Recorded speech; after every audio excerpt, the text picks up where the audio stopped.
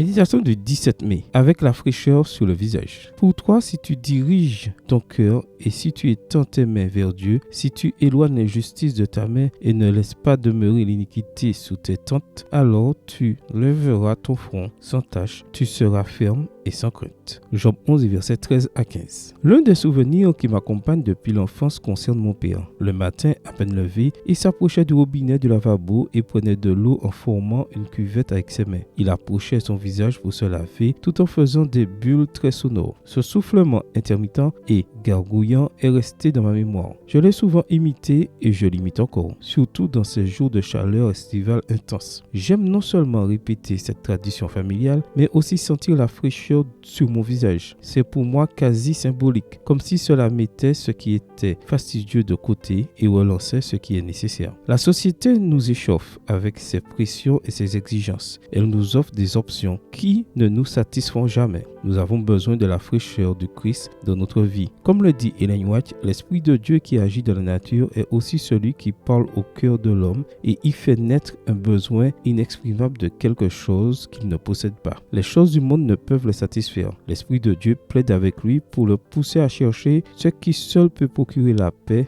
et le repos. La grâce de Jésus-Christ, la joie de la sainteté. Par des intermédiaires visibles et invisibles, notre Sauveur s'efforce sans cesse de détourner nos pensées des vains plaisirs du péché pour les attirer sur les grâces infinies que nous pouvons obtenir en lui. C'est à toutes les âmes qui ont cherché en vain à se désaltérer aux citernes crevassées du monde que ce message divin est adressé. Que celui qui a soif vienne, que celui qui veut prenne de l'eau de la vie gratuitement. Apocalypse 22, verset 17. Extrait du livre Vers Jésus, chapitre 3, pages 42 et 43. Les conditions de Dieu sont bien simples.